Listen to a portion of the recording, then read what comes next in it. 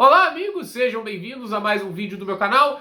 Eu sou o Lucas Knaip e vamos falar de tênis. Jannik Sinner vence Félix Auger-Aliassime, uma boa final de tênis, né? A gente teve um jogo bem legal e o italiano conseguiu vencer 6-4, 7-6, né? Precisou do tie break no segundo set, apenas um mini break ali para conseguir levar a parcial. O Aliassime lutou bravamente, tentou de tudo, teve uma pequena oportunidade, nem teve o set point em si, né? Mas quando estava sacando 4-5, o Sinner teve o 40 iguais, foi pro segundo saque ali. O canadense acabou errando um forehand, né? Que, assim, se ele tivesse acertado, não era garantia que ele ia ganhar o ponto, mas havia uma possibilidade de conseguir o ponto e ter a vantagem para ter o set point, né? E era algo que, assim, o Sinner não tinha experimentado no jogo ainda, o break point contra.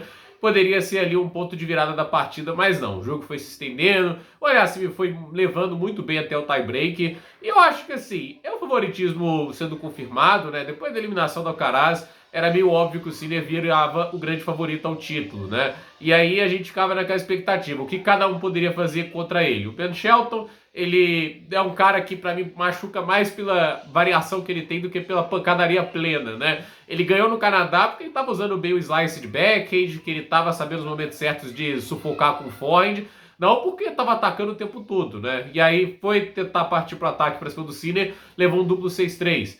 O Zverev dizem que estava machucado, né? Ele falou que não estava se sentindo bem, talvez daquela queda com o Medvedev. No jogo ali contra o Russo você sente menos, porque é naquela adrenalina, né? Você sente muito pouco as dores, igual o Djokovic sentiu um pouco contra o Alcaraz lá em janeiro, né? Aí avançou e levou aquele couro federal. E o Aliassime, assim, teve até próximo da eliminação em alguns momentos do torneio, mas deu jeito de virar e foi só melhorando, né? A quartas de final contra o Vacherov foi uma partida fantástica. O jogo contra o Bublik também, muita força mental dele para conseguir virar depois de estar quebras atrás. E agora a gente vê essa partida contra o Sinner, tipo, o Aliassime tá jogando bem, né? É inegável que esse jogo, ele não é fácil. Eu não consigo colocar assim 6-4, 7-6, um passeio no parque. Não é o caso, né? O Aliassime conseguiu incomodar de certa maneira, tem um saque muito bom, né? Tipo assim, óbvio que o saque vira o maior diferencial do jogo dele ali, mas ainda se conta, né? Tipo, se tenista saque, o saque faz parte do jogo, né?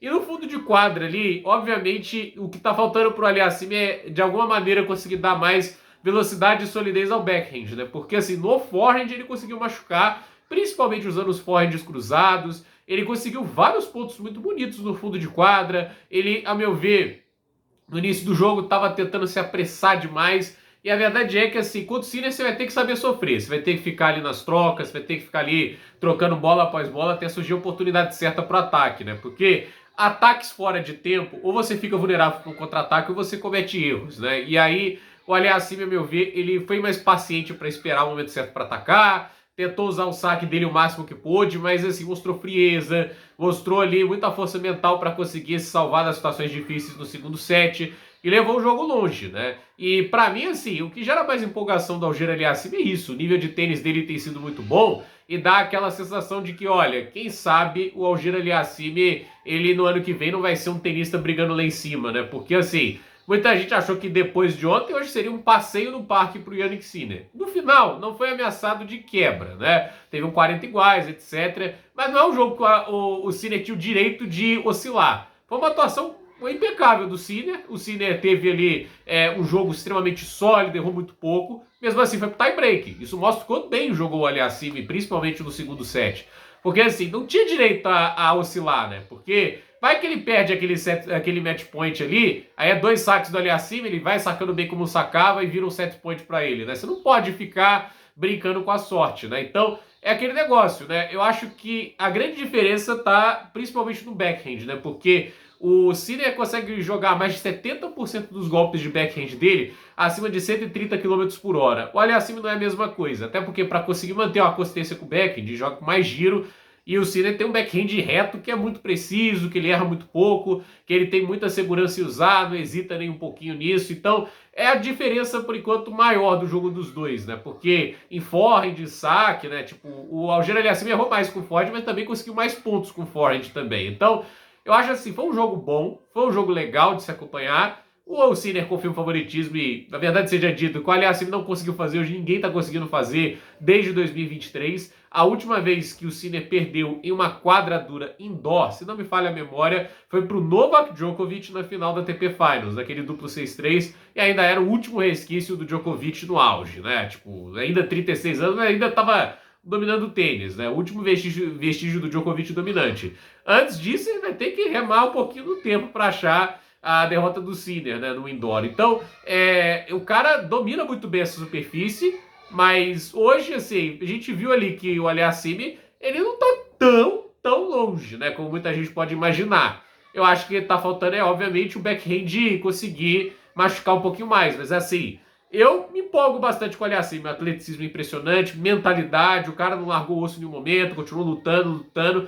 E a verdade seja dita, né? Não garantiu a vaga para Turim, mas merecia, né? Acho que Paris tinha que ser o ponto final. Tem um 250 na semana anterior ao ATP Finals, que pode decidir. Eu acho que meio anticlimático. Porque assim, os 250 pós-Paris, né? Tipo, só vão ter importância por causa disso. Porque no final vira, se não fosse isso, era uma ferramenta para os tenistas começarem a ganhar seus pontinhos, etc. Então, para mim, assim, o Aliassime merece mais essa vaga Turim do que o Lorenzo Musetti. Acho que ele tem jogado muito melhor e o jogo de hoje é muito claro isso. Mas vamos ver o que acontece, né? Vamos ver o que vai sair aí da próxima semana. Tomara que o Aliassime não precisa jogar. Eu, se fosse o Aliassime, arriscava não jogar, porque o Musetti precisa ser campeão, né?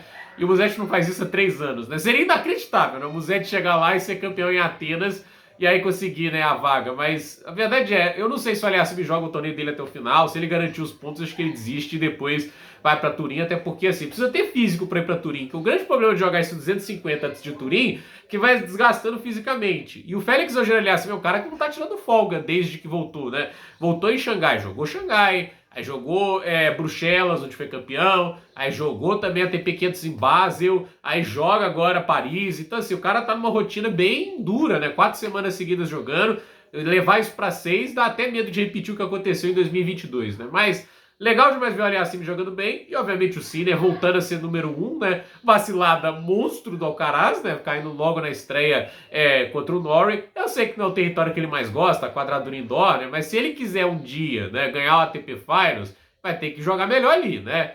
Realmente, essa performance dele contra o Norrie foi, assim, uma das piores que eu vi do Alcaraz na minha vida. E perder o número 1, mesmo que seja momentaneamente, é o tipo de coisa ruim, porque chega um ponto da próxima temporada que, ok, o Sinner ainda tem que defender um Australian Open, né? Muita coisa, mas verdade seja dita, né? Chega ali depois disso, o Sinner só volta a defender pontos em Roma, né? E aí você tem pelo menos 4.000 pontos nos Masters 1000, você tem todos os ATP 500 que o Sinner também pode somar, uma quantidade enorme de pontos, então não pense que o número 1 do Alcaraz está salvo. Esse torneio, inclusive, é uma grande pancada para os objetivos do Alcaraz permanecer como número 1, porque ele sai com 50 pontos no máximo, isso se soma tudo isso, né? E o Sinner consegue 1.000, que ele não tinha na temporada passada. Então o Sinner volta ao número 1. Óbvio que agora tem o ATP Finals. Para o Sinner manter o número 1, ele precisa ser campeão invicto e o Alcaraz só pode ganhar 2 jogos, né, na fase de grupos. E vamos ver aí o que acontece, mas fato é que o italiano volta a ser número 1 do mundo. Um jogo assim, de altíssimo nível hoje. A semana toda, a verdade seja dita, o Sinner que jogou super bem e é campeão sem perder sets também, né? Tem esse detalhe. Então, Jannik Sinner, campeão do Masters 1000 de Paris. O nível desses dois, né? Tanto do Alcaraz e do Sinner esse ano foi realmente uma prateleira acima dos demais. Mas vamos ver o ano que vem, né? Tem gente querendo ameaçar ali, querendo, quem sabe, se colocar como uma força para tentar ameaçar os dois. E o Aliassime é um cara que nesse fim de ano despontou muito, né? Tomara que mantenha um bom momento para o ano que vem, porque vai fazer bem ao tênis. Não é só bem a ele, né? Tipo, agora que volta ao top 10 e volta com o top 10 com autoridade, mas também bem ao tênis, porque a gente precisa de mais alternativas para brigar pelos principais títulos, né? Então, gente, por esse vídeo é isso. Dúvida nos comentários, deixe seu like, se inscreva no canal, compartilhe esse vídeo. Parabéns a Jannik Sinner, campeão do Masters 1000 de Paris pela primeira vez na sua carreira. Por esse vídeo é isso. Até a próxima, pessoal.